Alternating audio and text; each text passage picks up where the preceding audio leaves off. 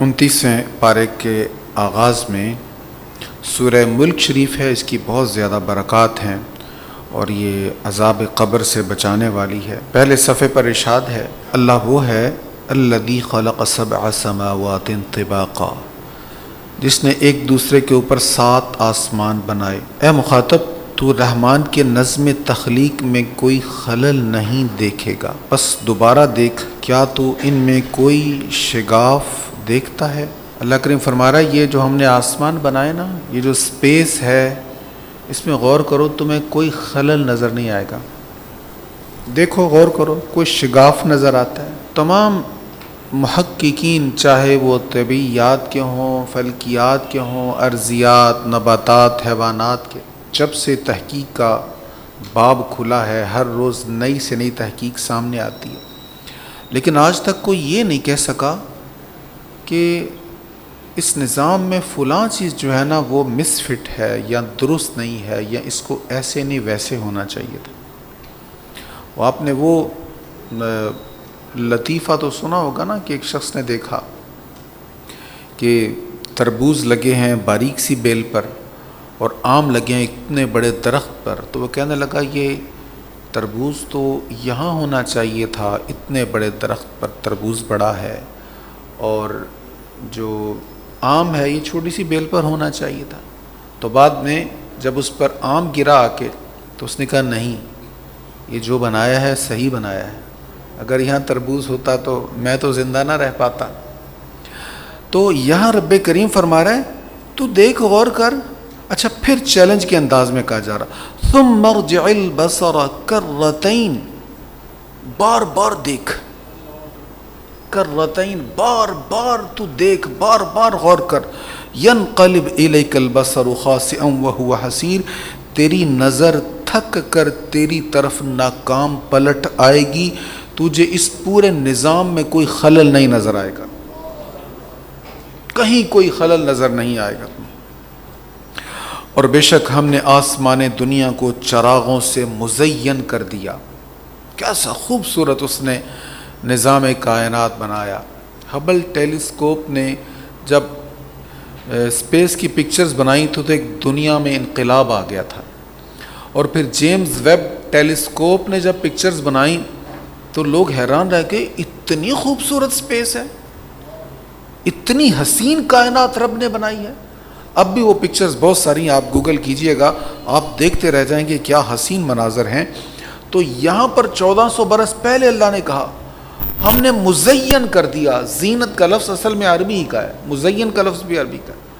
ہم نے آسمان کو مزین کیا ہوا ہے، تو دیکھ، بار بار دیکھ، تجھے کوئی خلل نظر نہیں آئے گا، تیری آنکھ تھک جائے گی اس میں خلل ڈھونڈتے ڈھونڈتے، لیکن تجھے کوئی خلل، یہاں کمزوری یا نقص، کوئی عیب نہیں نظر آئے گا۔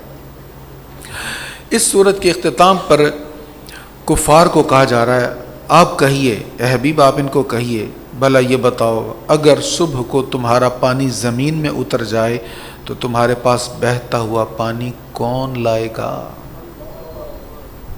اگر پانی نیچے چلا جائے کون پانی لائے گا؟ وہ رب ہی ہے جو پانی لائے گا۔ لا یأتینا بہ الا اللہ، حضور علیہ الصلوۃ والسلام سورت پڑھتے تو کہتے یہ کہو، لا یأتینا بہ الا اللہ، یعنی اللہ ہی لائے گا، اس کے سوا کوئی نہیں لا سکتا۔ اس سے آگے سورہ قلم ہے۔ قلم اصل میں عربی کا لفظ ہے اور قلم لکھنے والی چیز ہے، تو دیکھ لیں قرآن نے قلم کی قسم کھائی ہے، قرآن میں قلم کی قسم ہے، اور ہم نے قلم ہی کو چھوڑ دیا۔ اللہ تعالیٰ جب کسی چیز کی قسم ارشاد فرماتا ہے تو اللہ تعالیٰ نہ بھی قسم ارشاد فرمائے، اس کا کلام تو مضبوط ہے، لیکن کسی شے کی قسم ارشاد فرما کے اصل میں توجہ دلائی جا رہی ہے کہ یہ چیز غیر معمولی ہے، یہ اہم چیز ہے۔ اسی قلم سے اللہ نے انسان کو لکھنا سکھایا، یہ قلم نہ ہو تو نہ تحریر لکھی جا سکے اور نہ کوئی اس کو پڑھ سکے۔ اچھا، شان نزول اس طرح ہے، ولید بن مغیرہ تھا بڑا بدبخت، یہ حضور علیہ السلام کے پاس آیا، آ کر کہنے لگا انت مجنون، معاذ اللہ، حضور کو مجنون کہا۔ تو کریم آقا صلی اللہ علیہ وسلم بڑے بردبار تھے، بڑے حلیم الطبع تھے، بڑا جگرا تھا میرے آقا کا، اپنی ذات کے متعلق بہت کچھ حضور نے برداشت کیا، اس کی یہ بات بھی برداشت کر گئے، کچھ نہیں کہا اس کو، پر رب بڑا غیرت والا ہے، اس کے حبیب کو کوئی بات کہے اس کو گوارا نہیں ہے۔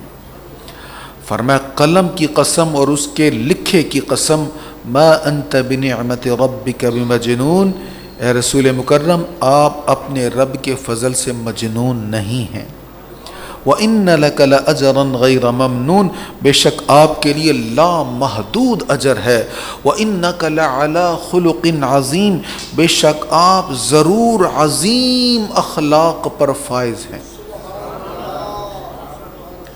آپ عظیم اخلاق پر فائز ہیں۔ یہ نہیں کہا آپ کا اخلاق بہت اچھا ہے، فرمایا آپ عظیم اخلاق پر فائز ہیں۔ اس کا آسان سا معنی میں آپ کو بتاتا ہوں، علامہ سعیدی علیہ الرحمہ نے جو کیا ہے، وہ کہتے ہیں دیکھو ہم نے اگر اچھا بننا ہو تو ہمیں اچھے کام کرنے پڑتے ہیں، اچھی عادتیں اختیار کرنی پڑتی ہیں تو ہم اچھے بنیں گے، تو ہمیں اچھا بننے کے لیے اچھے کام کرنے پڑتے ہیں، پر حضور کی شان یہ ہے آپ جو کر لیتے ہیں وہ اچھا ہو جاتا ہے۔ یہ ہے لعلی خلق عظیم، آپ خلق عظیم پر فائز ہیں، آپ جو کرتے ہیں وہی اچھا ہوتا ہے، جس کو چھوڑ دیتے ہیں ناپسند کر دیتے ہیں وہ برا ہو جاتا ہے۔ تو پہلے رب کریم نے اپنے حبیب علیہ السلام کی تعریف و توصیف فرمائی اور پھر فرمایا وَلَا تُطِعْ كُلَّ حَلَّافٍ مَّهِينٍ، یہ جس نے آپ کو مجنون کہا، آپ کی بے ادبی کی، آپ اب اس کے عیبوں کو گنوایا جا رہا، اس کے عیب اللہ تعالیٰ بیان فرما رہا، فرمایا آپ بہت قسمیں کھانے والے بے حد ذلیل کی بات نہ مانیں، اس طرف توجہ نہ فرمائیں، جو بہت تانے دینے والا، چلتا پھرتا چغل خور ہے، نیکی سے روکنے والا ہے، حد سے بڑھنے والا ہے، سخت گناہ گار ہے۔ اور آخر میں کیا فرمایا عُتُلٍّ بَعْدَ ذَلِكَ زَنِيمٍ، یہ ہے ہی زنا کی پیداوار، یہ حلالی نہیں ہے میرے محبوب، جو تیری توہین کر رہا ہے یہ حلالی نہیں ہے۔ یہ بھاگا گیا، ماں کو نیچے گرایا، سینے پر چڑھ کے بیٹھ گیا، ماں کی گردن پکڑ لی، کہنے لگا محمد نے میرے جو عیب بیان کیے نا، ایک کے سوا میں سارے عیبوں کو جانتا ہوں، مجھ میں موجود ہیں۔ یہ اس نے کہا ہے کہ میں زنا کی پیداوار ہوں، سچ بتا کیا واقعی میں زنا کی پیداوار ہوں؟ اس نے کہا یہ بھی سچ ہے، تو واقعی زنا کی پیداوار ہے۔ اللہ اکبر۔ اس آیت سے مفسرین فرماتے ہیں کہ جو توہین رسالت کرتا ہے، کریم آقا صلی اللہ علیہ وسلم کی بے ادبی کرتا ہے، اس کی اصل میں خطا ہوتی ہے۔ اللہ اکبر۔ اللہ تعالیٰ ہمیں اپنے حبیب علیہ السلام کی تعظیم نصیب فرمائے۔ وَإِن يَكَادُ الَّذِينَ كَفَرُوا لَيُزْلِقُونَكَ بِأَبْصَارِهِمْ، اور بے شک کفار سے بعید نہیں کہ وہ اپنی نظریں لگا کر آپ کو پھسلانے کی کوشش کریں، آپ کو پھسلائیں۔ تو کفار نے کہا حضور کو نظر لگاتے ہیں۔ اب نظر کی بات ہو نا تو کچھ لوگ کہتے ہیں بھئی بھلا نظر بھی کوئی لگنے والی چیز ہے؟ بھئی ہے لگنے والی چیز۔ آپ سورہ یوسف میں سن چکے نا، حضرت یعقوب علیہ السلام نے بیٹوں سے کہا بھئی الگ الگ جانا، اکٹھے نہ جانا کہ نظر نہ لگ جائے۔ تو نظر اگر اللہ نہ چاہے تو نہیں لگتی، اللہ چاہے تو لگ بھی جاتی، بہرحال ہر چیز کا اختیار تو اللہ ہی کے پاس ہے، لیکن نظر بہرحال حق ہے۔ کریم آقا صلی اللہ علیہ وسلم نے فرمایا کہ جو بری نظر ہوتی ہے نا، یہ اونٹ کو ہنڈیا میں پہنچا دیتی ہے، بندے کو قبر میں پہنچا دیتی ہے۔ تو نظر بد ہے، النظر حق، یہ بھی حدیث ہے، نظر واقعی لگ جاتی ہے۔ تو اس سے بچنے کا کیا طریقہ؟ آسان طریقہ، سورہ فلق سورۃ الناس پڑھو۔ نبی پاک علیہ السلام دم بھی فرمایا کرتے تھے، اعوذ باللہ من الشیطان الرجیم پڑھ لیں، اس سے بھی نظر بد کا علاج ہو جاتا ہے۔ حسنین کریمین کو آپ نظر بد کا دم فرمایا کرتے تھے۔ اس سے آگے سورۃ الحاقہ ہے۔ حاقہ یہ حق سے ہے، ہم کہتے ہیں یہ گل حق کے بھئی یہ ہونا ہے، ایسے کا الحاقہ ضرور واقع ہونے والی ہے، قیامت کی بات ہو رہی، ضرور واقع ہونے والی۔ مل حاقہ ضرور واقع ہونے والی کیا چیز ہے؟ ضرور واقع ہونے والی کو آپ کیسا جانتے ہیں؟ سمود اور عاد نے اس کھڑکھڑانے والی کو جھٹلایا۔ سمود اور عاد جانتے ہیں نا آپ، ان قوموں کا ذکر ہو رہا ہے جن پر عذاب آیا تھا۔ فرمایا انہوں نے جھٹلایا تھا۔ رہے سمود تو ان کو ایک چنگھاڑ سے ہلاک کر دیا گیا، اور رہے عاد تو ان کو گرجتی ہوئی تیز آندھی سے ہلاک کر دیا گیا۔ اب یہاں جو اہم چیز ہے وہ یہ ہے کہ قیامت آنی ہے، اس کا انکار نہیں کرنا، اس کو ماننا ہے، اس کو حق سمجھنا ہے۔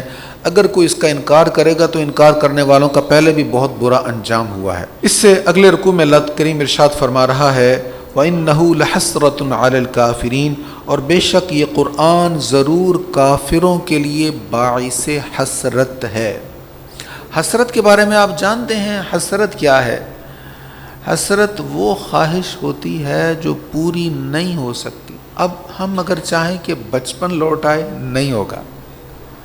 بوڑھا اگر چاہے لیت الشباب یعود، جوانی لوٹ آئے، تو نہیں ہوگا۔ یہ حسرت ہے۔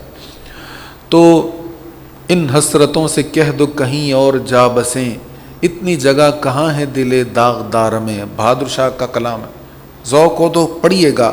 جب قید میں جو لکھا تھا نا کلام، بڑا تڑپا دینے والا، اور اس سے انسان کو بڑا احساس ہوتا ہے کہ گزرا ہوا وقت جب انسان کچھ کر سکتا تھا جو نہیں کر سکا، اس کو پھر کتنا افسوس ہوتا ہے۔ تو اللہ تعالیٰ فرما رہا ہے کہ کافروں کو قرآن مجید جو ہے نا یہ حسرت میں ڈالے گا۔ کیسے؟ جب قیامت کا دن ہوگا، اللہ قرآن پڑھنے والوں کو مزین کرے گا، ان کو بہترین لباس عطا فرمائے گا، شاندار حلے عطا فرمائے جائیں گے، شاندار تاج عطا فرمائے جائیں گے، اور قرآن حسین صورت میں آ کر ان کی سفارش کر رہا ہوگا۔ قرآن ان کے آگے پیچھے نور کی طرح چمک رہا ہوگا، اور قرآن کے نور میں پل صراط کا سفر روشن اور آسان ہو رہا ہوگا۔ قرآن کی وجہ سے برکتیں ہی برکتیں۔ اب کافر دیکھے گا کہ ہائے کاش میں نے قرآن مانا ہوتا، میں نے اس پر عمل کیا ہوتا، میں نے اس کو سمجھا ہوتا۔ تو قرآن جو ہے یہ کافر کے لیے حسرت کا سبب ہوگا قیامت کے دن۔ ہمارے لیے نہ ہو، دعا یہ مانگیں ہمارے لیے یہ حسرت نہ ہو، بلکہ قرآن ہمارے لیے کل قیامت کے دن خوشی کا سبب ہو۔ ہم خوش ہوں کہ ہم نے پڑھا، ہم نے سمجھا، اس کے لیے وقت نکالا، اور اس کی برکتوں کو ہم نے لوٹا۔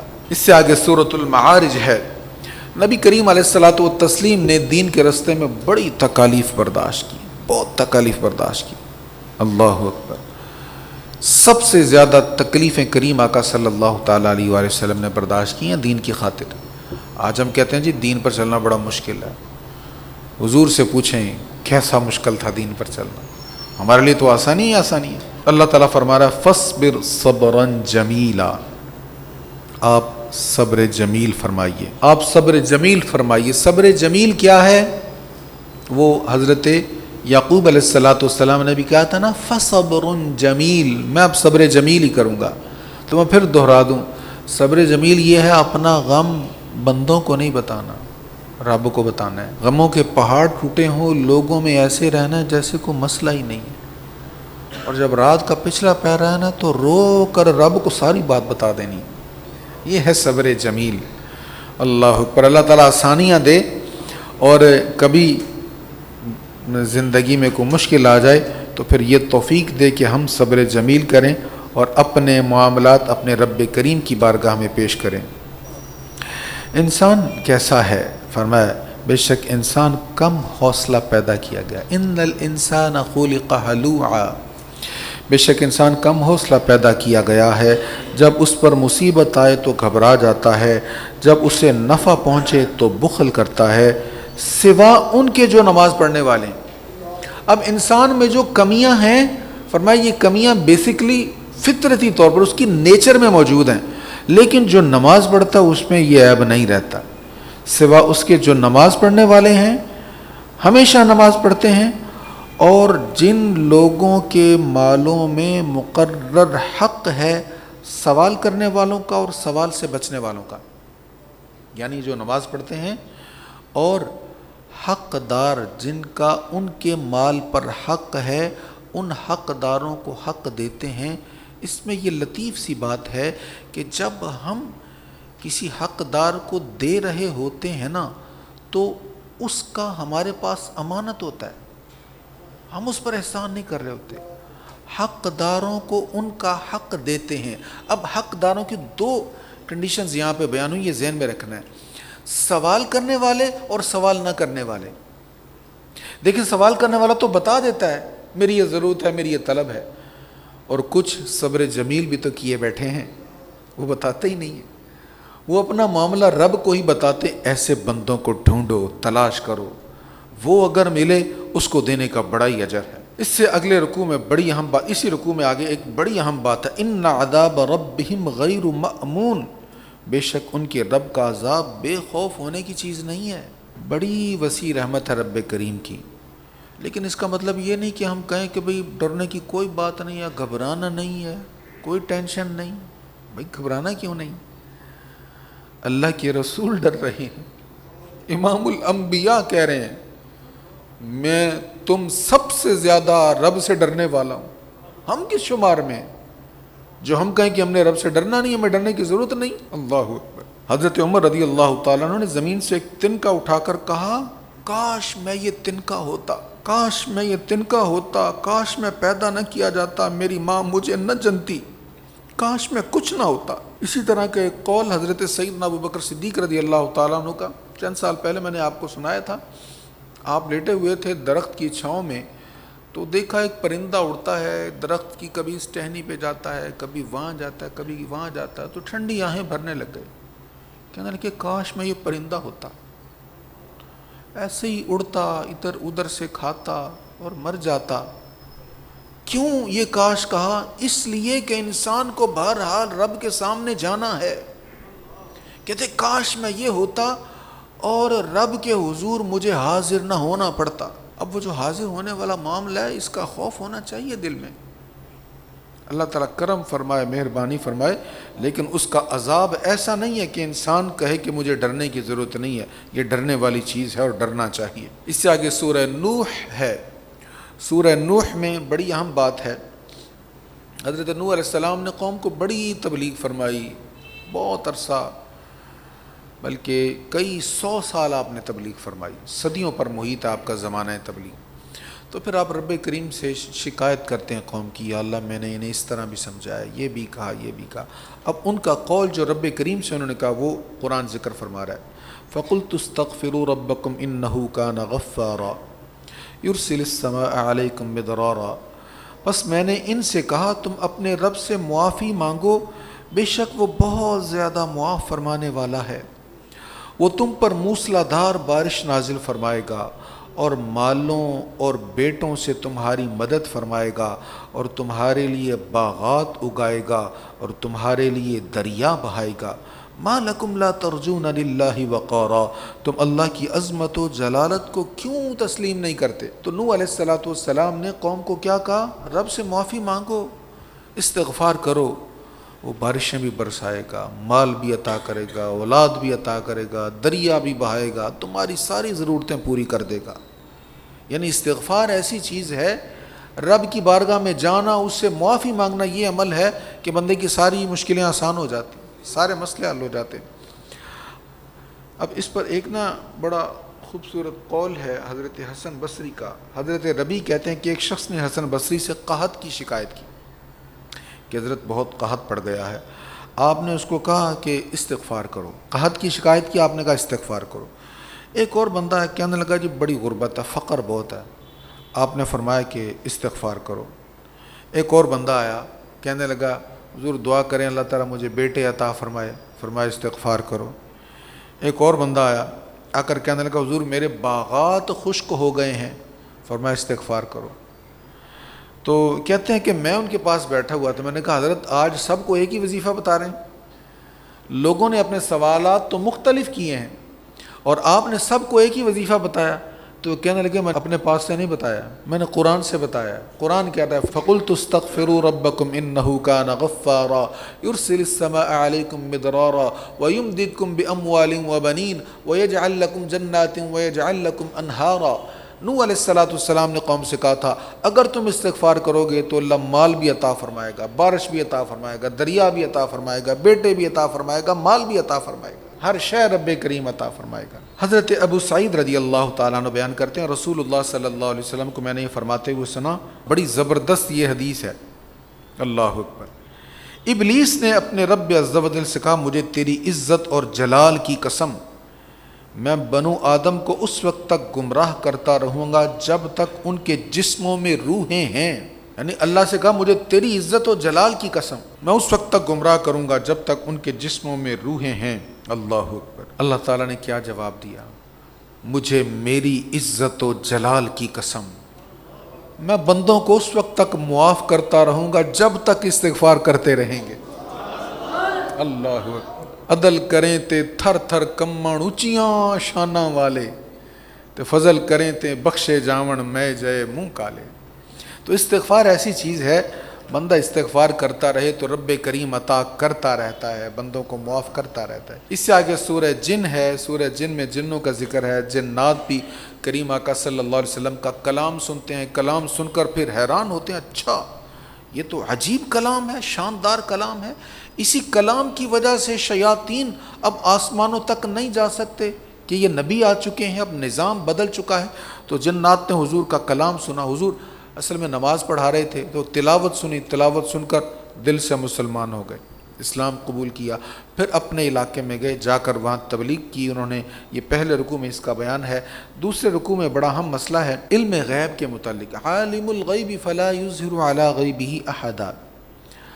فرمایا وہ ہر غیب کا جاننے والا ہے، سو وہ اپنے غیب پر کسی کو مکمل مطلع نہیں فرماتا.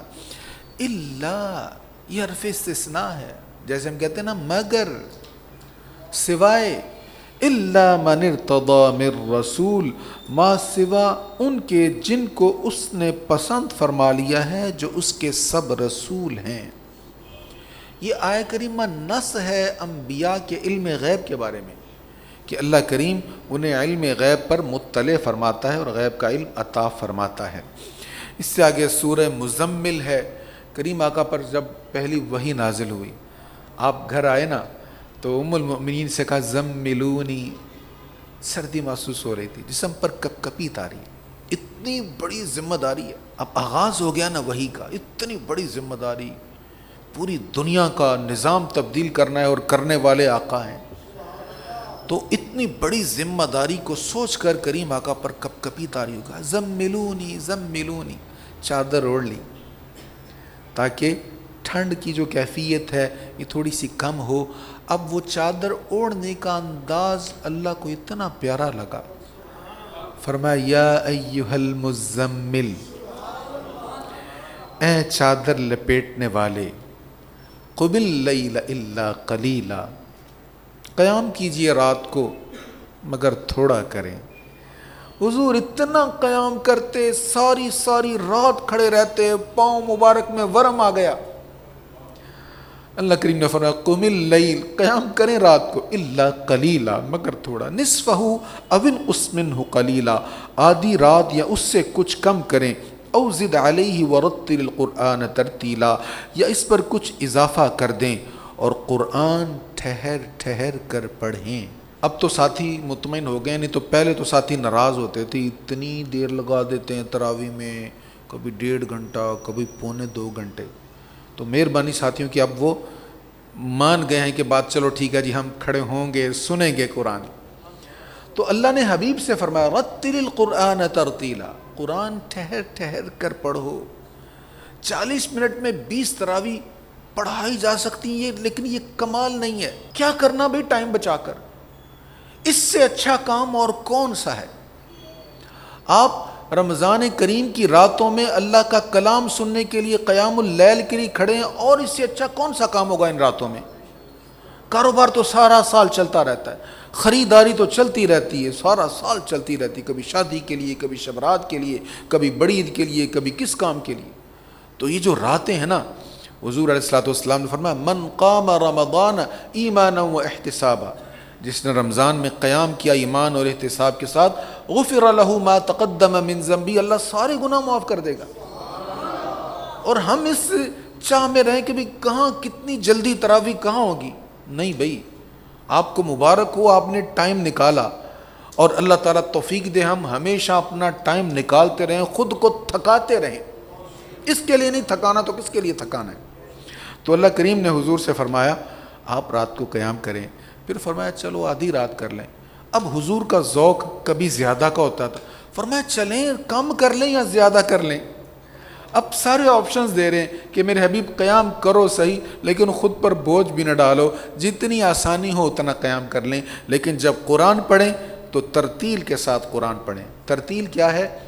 ہر حرف کا حق ادا کرنا. مولا علی نے فرمایا ہوا تجوید الحروف و معرفت الوقوف. آپ سے پوچھا ترتیل کیا ہے؟ کہتے وقفوں کا پہچاننا کہ رکنا کہاں ہے، وقفوں کی پہچان ہو اور ہر حرف کو اس کے مخرج سے ادا کرنا. یہ نہ ہو سین کی جگہ آپ سا پڑھ دیں تو سا کا مخرج سا نہیں ہے بلکہ ہے سا. اس میں سی ڈی کی آواز نہیں ہے، اور جو سین ہے اس میں سی ڈی کی آواز ہے، اس کے بغیر سین درست نہیں ہے. ہا دونوں میں فرق ہے. لال زا دونوں میں فرق ہے. کتنا فرق ہے؟ یہ جو زی کی آواز ہے نا، زیڈ والی آواز یہ زے میں ہے، لال میں نہیں ہے. لال میں آپ یہ آواز لائیں گے تو لال خراب ہو گئی، یہ لال نہیں ہے، کچھ اور بن گیا. تو یہ ڈفرنس رکھنا ہے، فرق رکھنا ہے، تو پھر ہوگی ترتیل. اور یہ کوئی مشکل کام نہیں. ہر مسجد میں کوئی نہ کوئی خادم قرآن بیٹھا ہوا آپ کو یہ پڑھانے کے لیے تیار ہے. یہاں بھی آپ آنا چاہیں تو یہ کام بخوبی آپ کو ہر وقت مل جائے گا انشاءاللہ. تو فرمایا قرآن کو ترتیل کے ساتھ پڑھو. اور اسی رکوع میں بڑی پیاری آیت ہے، ساری آیتیں پیاری ہیں، یعنی سمجھ میں آنے والی ہماری ضرورت کی بات. وَاذْكُرِ اسْمَ رَبِّكَ وَتَبَتَّلْ إِلَيْهِ تَبْتِيلًا. اور آپ اپنے رب کے نام کا ذکر کرتے رہیں، سب سے منقطع ہو کر اسی کے ہو جائیں. ہم کہتے ہیں نا جب بے وفائی ہو نا تو ہم کہتے ہیں یار میں نے تو تمہیں ٹوٹ کر چاہا تھا. ٹوٹ کر چاہنے کا مطلب ہمیں پتہ نہیں ہوتا. ویسے ٹوٹ کر چاہنا کیا ہوتا ہے؟ ٹوٹ کر چاہنا یہ ہوتا ہے باقی سب سے ٹوٹ کر بس تمہیں ہی چاہا تھا. تیری چاہت کے لیے سب رشتے میں نے اگنور کر دیے تھے، سب کو میں نے سب کے آگے کھڑا ہو گیا تھا، ہو گئی تھی، سب کو میں نے چھوڑ دیا تھا، چھوڑ رہی تھی. ہم کہتے ہیں نا ایسے. بھئی یہ ٹوٹ کر چاہت جو ہے نا یہ رب کے لیے ہوتی ہے، یہ انسانوں کے لیے نہیں ہے. ہاں بندہ رب کو ٹوٹ کر چاہے نا، سب سے ٹوٹ کر منقطع ہو کر چاہے اس کو، تو رب سب کو پھر اس کا کر دیتا ہے. رب پھر سب کے دلوں میں اس کی محبت ڈال دیتا ہے. جبریل کو کہتا ہے جبریل میں اس سے محبت کرتا ہوں. جبریل آسمان والوں کو کہتے ہیں اللہ اس سے محبت کرتا. آسمان والے سب میں اعلان کر دیتے ہیں، پھر اللہ بندوں کے دلوں میں ڈال دیتا ہے کہ اللہ اس سے محبت کرتا ہے. جنہوں نے ٹوٹ کر چاہا ہوتا ہے نا، پھر ان کو فوت ہوئے 900 سال بھی ہو گئے ہوں نا تو داتا داتا ہوتا رہتا ہے. شیخ عبد القادر جیلانی کے ڈنکے بجتے رہتے ہیں، بابا کی باتیں ہوتی رہتی ہیں، خواجہ کے تذکرے ہوتے رہتے ہیں. یہ وہ لوگ ہیں جنہوں نے ٹوٹ کر چاہا ہے رب کو. اللہ اکبر. اس سے آگے سورۃ المدثر ہے. وَلَا تَمْنُن تَسْتَكْثِرْ. زیادہ لینے کے لیے کسی پر احسان نہ کرو. ہم دیتے ہیں نا کسی کے ساتھ مہربانی کا موقع مل گیا تو اس لیے نہیں مہربانی کرنی چاہیے کہ بدلے میں یہ ہمیں اچھا دے گا، یا جب ہمیں ضرورت ہو تو یہ ہمارے زیادہ اچھے طریقے سے کام آئے. جب ہم یہ توقع رکھتے ہیں نا تو پھر جب اگلے بندے سے اچھا رسپانس نہیں آتا تو ایک تو ہمارا دل ٹوٹتا ہے، دوسرا پھر ہم جواب میں احسان جتلا دیتے ہیں اور نیکی کو ضائع کر بیٹھتے ہیں. تو کبھی کسی کے ساتھ نیکی کرنے کا موقع ملے دل میں یہ رکھیں اس سے کچھ نہیں لینا، رب سے جزا لینی ہے، تو پھر رب کریم جزا عطا فرماتا ہے. اچھا دوزخ میں جب دوزخی ہوں گے ان سے پوچھا جائے گا بھی کیوں تم دوزخ میں جل رہے ہو، کیا ہوا تمہیں؟ وہ کہیں گے ہم نماز پڑھنے والوں میں سے نہیں تھے. دوزخی یہ کہیں گے ہم نماز نہیں پڑھتے تھے، ہم مسکین کو کھانا نہیں کھلاتے تھے، ہم لغو کاموں میں مشغول ہوتے تھے اور ہم یوم جزا کی تکذیب کرتے تھے. 4 چیزیں بالخصوص وہ کہیں گے، نماز نہیں پڑھتے تھے، مسکین کو کھانا نہیں کھلاتے تھے، اور لغو کاموں میں مشغول رہتے تھے، اور قیامت کا ہم انکار کرتے تھے. لغو کاموں میں مشغول ہونا آج کے دور میں بڑا عام ہے. نبی پاک علیہ السلام نے فرمایا، میں نے آپ کو سنائی ہوئی یہ حدیث، فرمایا کہ محدثین کہتے ہیں کہ لاکھوں حدیثوں میں نا ٹاپ 5 احادیث، 5 احادیث، لاکھوں حدیثوں کا خلاصہ 5 حدیث، ان 5 حدیثوں میں سے ایک حدیث ہے من حسن اسلام المرء ترکہ ما لا یعنیہ. تمہارے اسلام کا حسن اس چیز میں ہے کہ فضول چیزوں کو چھوڑ دو، جس میں تمہارا فائدہ نہیں ہے نا، جس میں دنیا کا بھی فائدہ نہیں ہے آخرت کا بھی فائدہ نہیں، اس کو چھوڑ دو. ہاں دنیا کا آخرت کا فائدہ ہے تو ٹھیک ہے، اس میں خود کو مصروف رکھو، دنیا بھی جائز طریقے سے حاصل کرنی ہماری ضرورت ہے، اس سے ہم دینی کام بھی کریں گے دنیا حاصل کر کے، لیکن جس میں نہ دنیا کا فائدہ نہ آخرت کا فائدہ وہ لغو ہے، اس کو چھوڑ دینا اسلام کا حسن ہے. اس سے آگے سورہ قیامہ ہے، اور سورہ قیامہ میں حضور علیہ الصلوۃ والتسلیم کی ایک ادا کا ذکر ہے۔ جب حضور پر وحی نازل ہو رہی ہوتی تو آپ اس ڈر سے تیز تیز پڑھ رہے ہوتے کہیں کچھ بھول نہ جائے، جو پیغام میرے دل پر نازل ہو رہا ہے اب حضور کو سنائی دے رہا تھا، پاس بیٹھوں کو تو نہیں سنائی دے رہا، تو حضور ساتھ ساتھ زبان کو تیز تیز حرکت پڑھتے، پیشانی مبارک پر پسینے کے قطرے نیچے کی طرف آ رہے ہوتے، ایک دم کیفیت بدل جاتی، بہت پسینے سے جسم بھیگ جاتا، تیز تیز زبان کو حرکت دیتے کہ ساتھ ساتھ جب جبریل پڑھنے میں ساتھ ساتھ دہراتا رہوں تاکہ جب آگے ڈیلیور کروں تو کچھ مس نہ ہو جائے، بھول نہ جائے۔ اب ساتھ ساتھ دہرانے میں دقت تو ہے نا، اب محبوب کریم علیہ السلام تکلیف میں ہوں تو اللہ کریم نے کرم فرمایا، یہ آیت نازل فرمائی، لا تحرک بہ لسانک لتعجل بہ، آپ قرآن یاد کرنے کے لیے عجلت سے تیزی سے اپنی زبان کو حرکت نہ دیں، ان علینا جمعہ وقرآنہ، بے شک اس کو آپ کے سینہ میں جمع کرنا اور آپ کو اس کا پڑھانا ہمارے ذمہ ہے۔ اور آگے سورۃ الاعلیٰ میں آج حفصہ نے تلاوت کر دیا، ہم کل پڑھیں گے، وہاں فرمایا سنقرئک فلا تنسیٰ، ہم جب آپ کو پڑھا دیں گے نا آپ کبھی بھی نہیں بھولیں گے۔ پورا قرآن میرے آقا کو یاد تھا، کبھی بھی حضور ایک حرف بھی نہیں بھولے، یہ حضور کی نبوت کا شاندار معجزہ ہے۔ اس سے آگے سورۃ الدہر ہے، اللہ تعالیٰ فرماتا ہے بندے یاد کر ایک وقت تھا جب تو قابل ذکر ہی نہیں تھا، حین من الدہر لم یکن شیئا مذکورا، تو قابل ذکر چیز ہی نہیں تھا، تو ابھی نطفہ بھی نہیں تھا، تیرا بھی نطفہ بھی نہیں بنا تھا۔ پھر ہم نے انا خلقنا الانسان من نطفۃ امشاج، ہم نے انسان کو مخلوط نطفہ سے پیدا کیا، ہم اس کو آزماتے ہیں سو ہم نے اس کو سننے والا دیکھنے والا بنایا، ہم نے اس کو سیدھا راستہ دکھایا، اب وہ چاہے شکر کرنے والا ہو یا نہ شکر کرنے والا ہو۔ تو اللہ کریم فرما رہا ہے انسان میں نے تجھے اتنا شاندار حسین انسان بنا دیا، اب تجھے حق بتا دیا ہے، دکھا دیا ہے، تیری مرضی تو اس پر چلے نہ چلے، عمل کرے نہ کرے، اب یہ تیرے اختیار میں ہے، تجھے ہم نے اس کا اختیار دے دیا۔ اس سے آگے سورہ مرسلات ہے، اس میں بھی قیامت کا ذکر ہے، بے شک جس قیامت کا تم سے وعدہ کیا گیا ہے وہ ضرور واقع ہونے والی ہے۔ اور پھر اس کا دوسرا رکوع ہے، اس میں ارشاد ہے بے شک متقین ٹھنڈے سایوں اور چشموں میں ہوں گے اور لذیذ پھلوں میں سے جن کو وہ چاہیں گے، ان سے کہا جائے گا خوشی کے ساتھ کھاؤ اور پیو ان نیک اعمال کی وجہ سے جن کو تم کرتے تھے، ہم نیک کام کرنے والوں کو اسی طرح نیک جزا دیتے ہیں۔